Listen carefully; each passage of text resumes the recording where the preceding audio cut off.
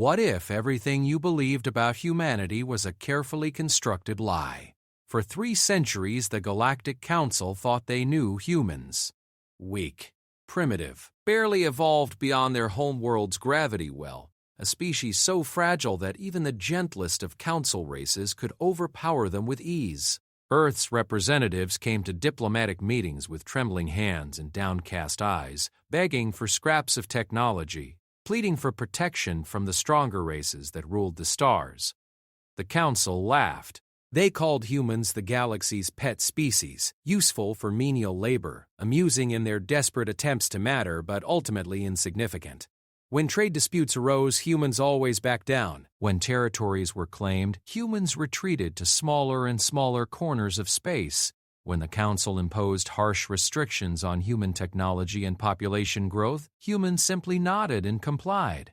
The Caltharian Empire built their slave camps on human worlds, confident that no resistance would come. The Vex Syndicate strip-mined entire human colonies, knowing the species lacked the spine to fight back. The Ethereal Collective conducted their biological experiments on human subjects, certain that such a weak race could never pose a threat to beings of pure energy. They were all catastrophically wrong. What the galaxy never realized was that humanity's apparent weakness wasn't nature, it was choice. For 300 years, a secret organization known as the Threshold Protocol had been holding back the true extent of human capability. They had watched civilizations rise and fall, seen countless atrocities committed against their people, and stayed their hand through discipline that bordered on the supernatural. But every dam has its breaking point.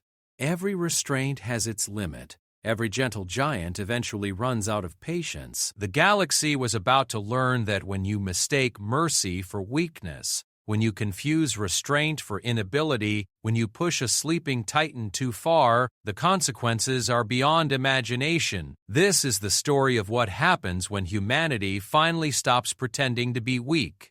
This is the story of what the galaxy faces when Earth's children remove their shackles. This is the story of why the universe should have listened when humanity whispered, "Please stop," because now they're going to scream, "Enough."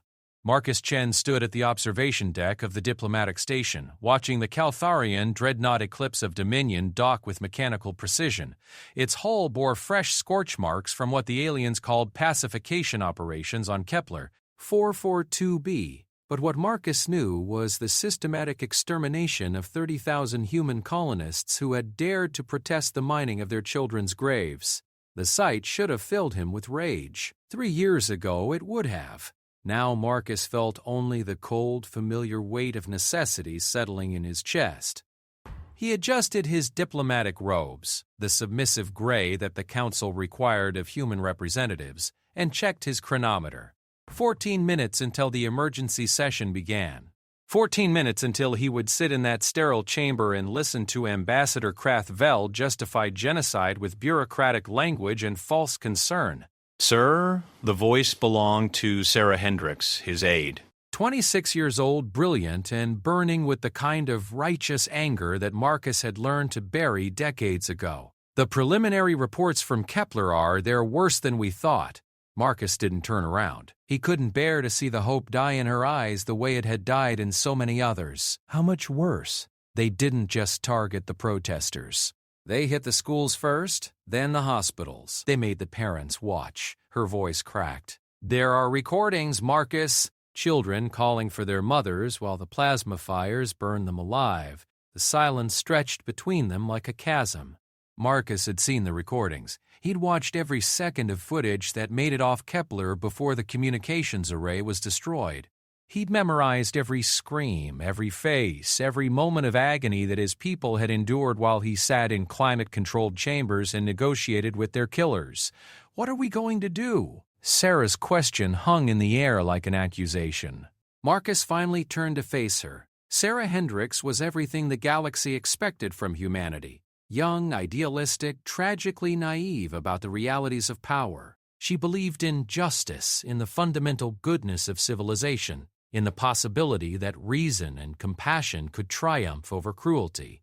Looking at her, Marcus remembered being that young, that hopeful, that magnificently wrong about the nature of the universe, We're going to do what we always do, he said, his voice steady despite the storm raging beneath his diplomatic composure. We're going to file a formal complaint. We're going to request an investigation. We're going to ask for reparations that will never come and justice that will never be served. That's it? Sarah's voice rose dangerously. 30,000 people are dead and we're going to file paperwork? Marcus moved closer, his voice dropping to a whisper that wouldn't carry to whatever severance devices the council had hidden in the observation deck. Sarah, I need you to listen very carefully. When we go into that chamber, you will see me smile at the being who ordered the death of our people. You will watch me nod respectfully while he lies about military necessity and acceptable casualties. You will see me thank him for his time and express hope for future cooperation. Sarah's face went white. Marcus, no. We can't just... And when you see that, Marcus continued, I need you to remember that everything you think you know about humanity's place in this galaxy is wrong. I need you to remember that weakness is a choice, not a fate. Most importantly, I need you to remember that when someone tells you they're your friend while standing on your throat, the appropriate response isn't to thank them for their kindness. Before Sarah could respond, Marcus's secure communicator buzzed with an incoming message. The small device looked no different from standard council technology, a deliberate deception that had served humanity well for 3 centuries. Marcus glanced at the display and felt something cold and terrible unfold in his chest. The message was short. Threshold protocol authorization required. Package, total eclipse. Authorization code, broken arrow. Awaiting confirmation. Marcus stared at the words that he had hoped never to see. Total eclipse wasn't just a military operation. It was the complete abandonment of humanity's greatest deception. For 300 years, the Threshold Protocol had maintained the illusion of human weakness while quietly building capabilities that would terrify the galaxy if they ever came to light. But total eclipse meant more than revealing those capabilities. It meant using them. Sir? Sarah's voice seemed to come from very far away. Are you all right? Marcus closed his eyes and thought about Kepler. 442b. 30,000 dead. Children burned alive while their parents watched, all because humanity had committed the crime of existing in a universe that belonged to stronger species, all because the galaxy had never learned to fear them. When he opened his eyes, something fundamental had changed in Marcus's expression. The diplomatic mask was gone, replaced by something colder and infinitely more dangerous. Sarah, I want you to send a message to Earth. Standard diplomatic channels, maximum encryption. Tell them that Ambassador Chen requests immediate recall for urgent consultation. That's it? No? Marcus turned back to the viewport, watching the Caltharian ships gleaming like predators in the starlight. Also tell them that Marcus Chen says the children are dead and the time for mercy is over. Sarah frowned. I don't understand. Who's Marcus Chen? You're Marcus Chen. Marcus smiled, and for the first time in decades, it wasn't the careful, deferential expression that the galaxy expected from humans. It was something else entirely, the smile of an apex predator that had finally decided to stop hiding its teeth. No, Sarah. I'm Ambassador Chen, humanity's representative to the Galactic Council. Marcus Chen is someone else entirely, someone you've never met. He paused, watching his reflection in the reinforced transparisteel, someone the galaxy is about to meet for the first time. The diplomatic station hummed with activity as delegates from across the galaxy prepared for the emergency session. In the Caltharian section, Ambassador Krathvel reviewed his prepared statements about the regrettable but necessary security action on Kepler. 442b. In the Vex Syndicate quarters, Trade Minister Zolkar calculated the profit margins from the newly available mining rights. In the Ethereal Collective's energy chambers, Science Coordinator Loom Tal made notes about potential research opportunities among the survivors. None of them noticed the subtle changes in the human section. They didn't see the way Ambassador Chen's aide suddenly straightened, as if receiving invisible instructions. They didn't observe the almost imperceptible shift in the human staff's posture from defeated resignation to something resembling anticipation. They certainly didn't detect the quantum-encrypted signals bouncing between Earth and the diplomatic station at frequencies that supposedly didn't exist. If they had been paying attention, they might have noticed that for the first time in 3 centuries, the humans weren't acting afraid. In his private quarters, Marcus opened a secure drawer that hadn't been touched in 15 years. Inside lay a uniform he'd hoped never to wear again, deep black with silver insignia that no alien had ever seen. The rank insignia read Admiral in both human script and a dozen other languages that theoretically didn't exist on the same garment. As he changed clothes, Marcus reflected on the curious nature of deception. The galaxy believed humanity was weak because humans had worked very hard to appear weak.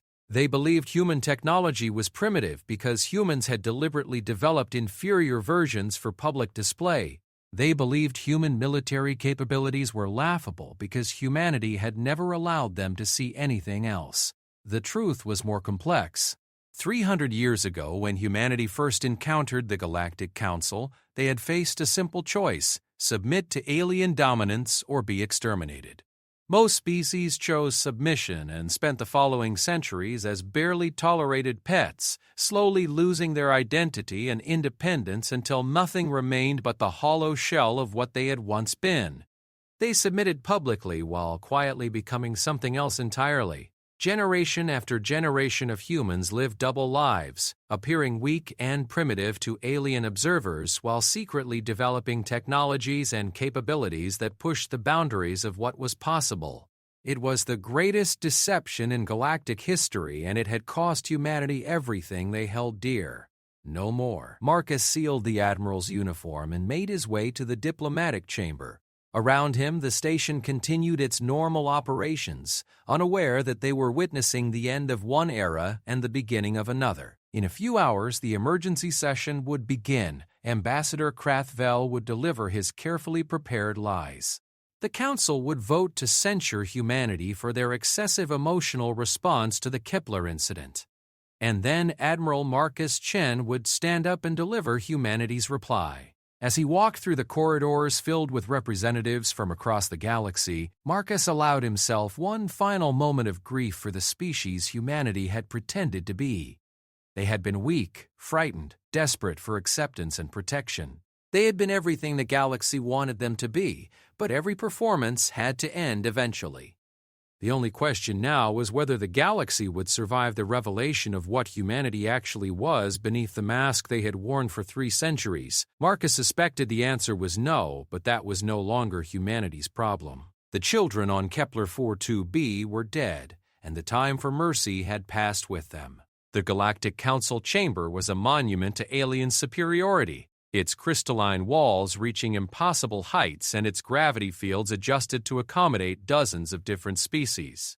At the center sat the High Arbiter, a massive ethereal being whose energy form pulsed with barely contained power. Around him, in carefully arranged circles of hierarchy, sat the representatives of every major civilization in the galaxy. Humanity occupied the outermost ring, the traditional position for species considered barely worthy of inclusion. For 3 centuries, human delegates had sat in those uncomfortable chairs listening to their betters decide their fate with the detached interest of gardeners pruning weeds. Today would be different. Ambassador Krathvel stood at the central podium, his reptilian form imposing even by Caltharian standards. His scales gleamed with ceremonial oils that humans weren't allowed to wear, and his voice carried the authority of a species that had never known defeat. "Honored delegates," he began, his words translated into hundreds of languages by the Council's quantum processors. "We gather today to address the tragic but necessary security action on the human colony designated Kepler 42b. While the loss of life is regrettable, the Caltharian Empire acted within established protocols to suppress an illegal rebellion that threatened the stability of this sector." Marcus watched from his designated position among the other human staff, noting the careful choreography of the proceeding. The Vex Syndicate delegates nodded approvingly. The crystalline hierarchs chimed their agreement. The hive minds pulsed in synchronized harmony. Every major power in the galaxy was united in their support for genocide, and none of them bothered to hide it. The rebels had acquired illegal weapons technology. Krathvel continued, projecting holographic displays that showed confiscated human mining equipment. Fusion cutters, plasma welders, gravity manipulators, all in violation of Treaty Provision 2847, which restricts human access to potentially dangerous technologies. When ordered to surrender these illegal implements, the colonists responded with violence. Marcus almost smiled at the careful omission. The violence had consisted of a single miner throwing a rock at a Caltharian patrol craft. The rock had bounced harmlessly off the ship's shields. In response, the Caltharians had declared the entire colony in rebellion and proceeded with pacification protocols. Furthermore, the ambassador continued, the humans appear to have been conducting unauthorized research into exotic physics, possibly in preparation for developing forbidden technologies. This was news to Marcus, and potentially catastrophic news at that. If the Caltharians had actually discovered evidence of humanity's real technological capabilities, then the Threshold Protocol was already compromised. He activated his secure communicator, sending an emergency query to Earth. The response came back in seconds. Negative. All evidence was fabricated. Repeat. Fabricated evidence planted per Operation Lighthouse protocols. Proceed with total eclipse. Marcus felt his blood turn to ice.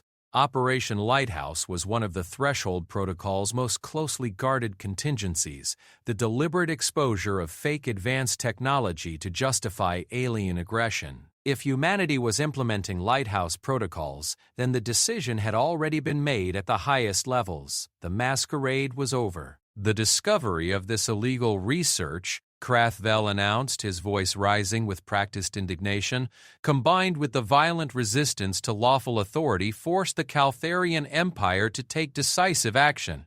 We could not allow such dangerous developments to threaten galactic security. High Arbiter Veltar's energy form shifted, his attention focusing on the human delegation. The human representative will now respond to these charges. Marcus stood slowly, feeling the weight of 300 years of deception settling on his shoulders. Every alien eye in the chamber was upon him, expecting the familiar display of human submission. They wanted to see him grovel, to apologize for his species' presumption, to beg for mercy that would never come. Instead, Marcus walked to the central podium with the measured stride of someone who belonged there.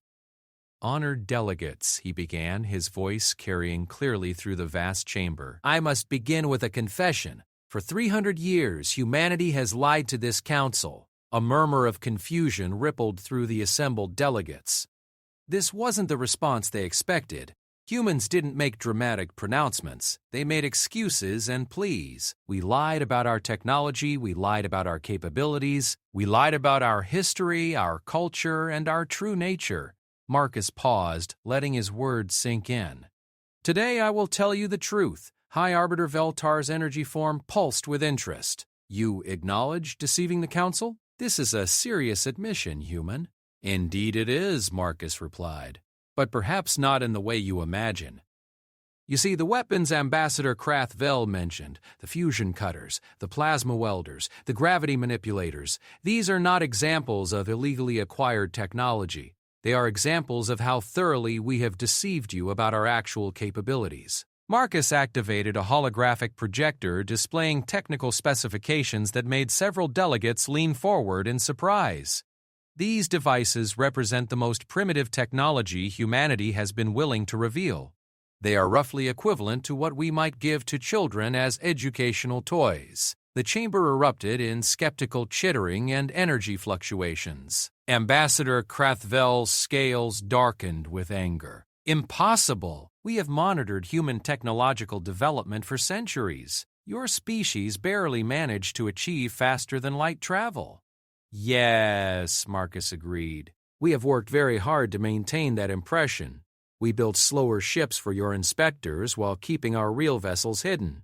We constructed primitive factories for your trade missions while operating facilities you've never imagined. We even developed an entirely separate branch of physics to share with the galaxy, one that we knew would lead you away from the discoveries that might threaten us. The silence that followed was profound. Marcus could see the calculations beginning behind hundreds of alien eyes, the sudden terrible recognition that their fundamental assumptions about the galaxy might be wrong. "You're bluffing," Trade Minister Zolker finally stated, his mechanical voice betraying the first hint of uncertainty Marcus had ever heard from the Vex Syndicate. "If humans possessed advanced technology, why would you hide it?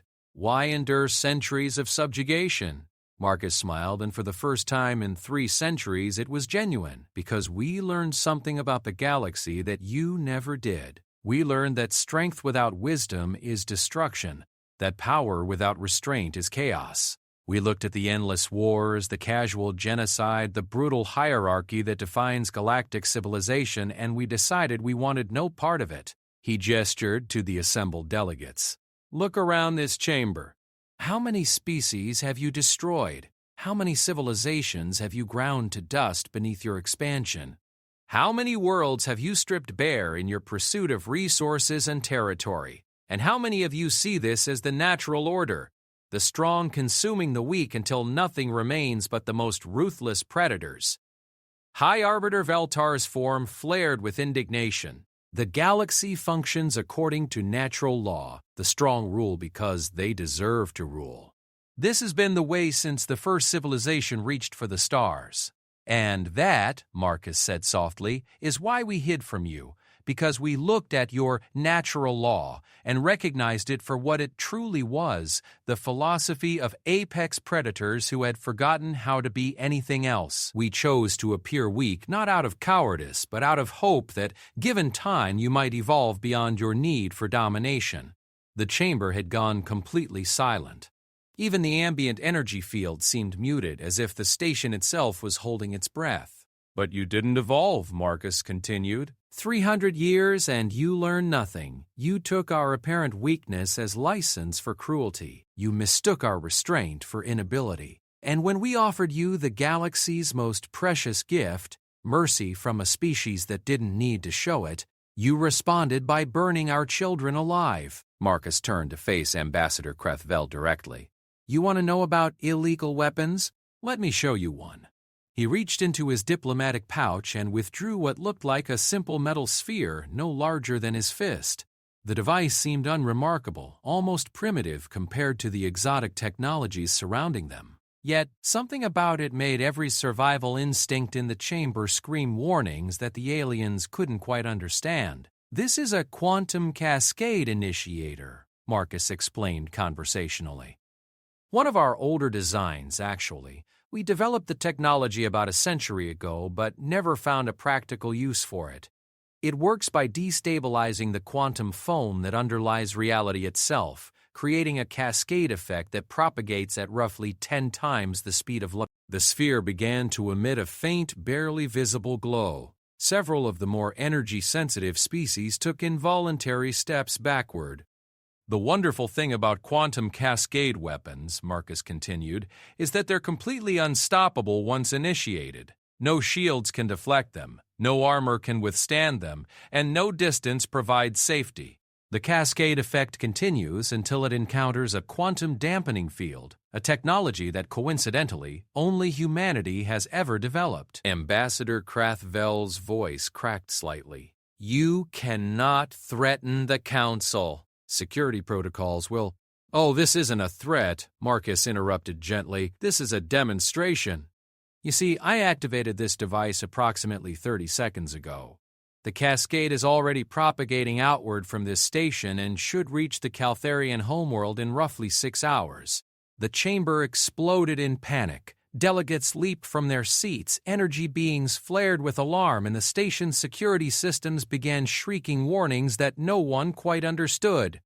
Through it all, Marcus stood calmly at the podium, still holding the innocuous metal sphere. "Of course," he said, his voice cutting through the chaos, "I also brought along a quantum dampening field generator. It's been active this entire time, preventing the cascade from actually forming. But I wanted you to understand what it would feel like to be helpless against a force you couldn't comprehend or resist." High Arbiter Veltar's energy form had compressed to nearly solid density, a sign of extreme emotional distress among his species. "What do you want?"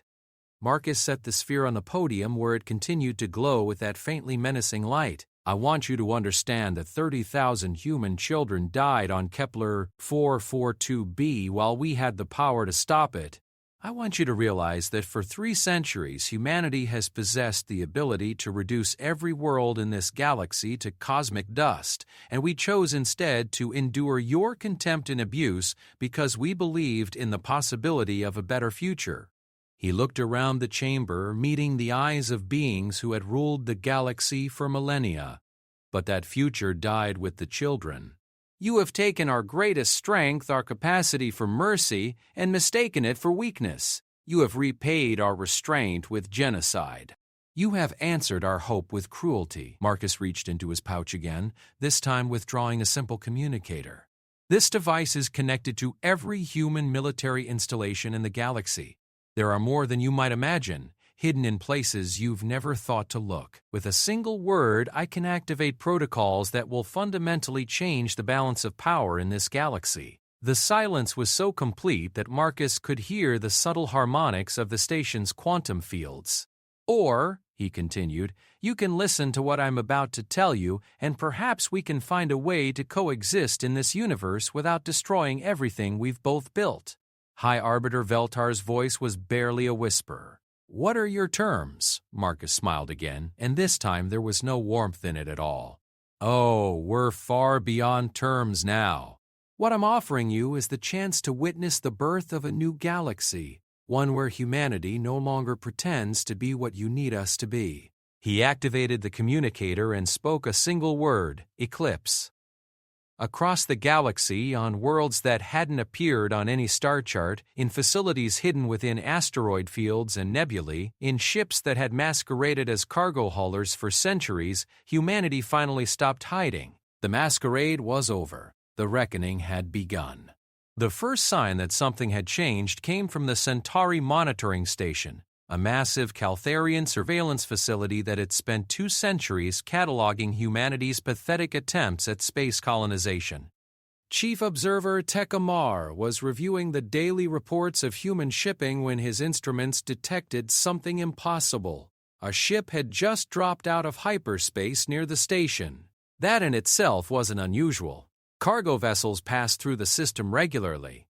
What was impossible was that the ship had no hyperspace signature. It had simply appeared. "Scan the vessel," Tekmar ordered his subordinates, his reptilian features creasing with confusion.